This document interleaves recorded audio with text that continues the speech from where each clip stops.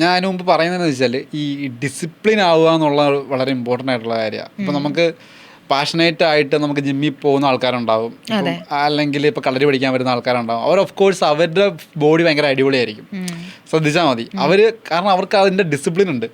ഇപ്പം നമ്മൾ പക്ഷേ വെയിറ്റ് ലോസ് ചെയ്തതെന്ന് പറഞ്ഞ് അങ്ങോട്ട് പോകുമ്പോൾ നമുക്ക് ഒന്നില്ലെങ്കിൽ അതിനകത്തൊരു പാഷൻ വേണം. നമുക്ക് ഇഷ്ടപ്പെട്ട് അത് കണ്ടിന്യൂസ് ചെയ്യാനുള്ളൊരു പാഷൻ നമ്മളുടെ ഉള്ളിലുണ്ടാവണം. ഇല്ലെങ്കിൽ നമുക്ക് ഒരു ഡിസിപ്ലിൻഡ് ആയിട്ടുള്ള സാധനം വേണം. നമുക്ക് അത് ചെയ്തേ പറ്റൂ. കൺസിസ്റ്റൻ്റ് ആയിട്ട് നിൽക്കുക എന്നുള്ളൊരു സാധനം ഉണ്ടല്ലോ. അപ്പോൾ കൺസിസ്റ്റൻ്റ് ആയിട്ട് നിന്ന് വർക്കൗട്ട് ചെയ്ത് മെല്ലെ അതിൻ്റെ ഒരു ക്ഷമയുണ്ട്, ഒരു ഒരു ഒരു ഒരു കാലയളവുണ്ട്. നമ്മളുടെ ബോഡിയിൽ നമുക്ക് മാറ്റം കാണാൻ. നമുക്ക് ഇപ്പോൾ ഒരു ദിവസം ചെയ്ത് പിറ്റേ ദിവസം നമ്മൾ മസിൽ നോക്കുക, അല്ലെങ്കിൽ ഒരു ദിവസം ചെയ്ത് രണ്ടാമത്തെ ദിവസം കാലിവിടെ വന്ന് മീൻസ് കൈവൊക്കെ പിടിച്ച് കാലിവിടെ എത്തണം എന്നൊക്കെ കളരിയിലൊക്കെ പറഞ്ഞു കഴിഞ്ഞാൽ നടക്കുന്ന കേസല്ല. സോ അതിനുള്ള ക്ഷമ കൊടുത്ത് പതിയെ ചെയ്ത് കഴിഞ്ഞാൽ നമ്മളുടെ ബോഡി ഫിറ്റ് ആവും എന്നുള്ളതാണ്. അങ്ങനെയാണ്. അപ്പം നമ്മൾ ഈ പറയുന്ന പോലെ ഒറ്റയടിക്കങ്ങ വെയിറ്റ് ലോസ് ആവും എന്നുള്ളതല്ല.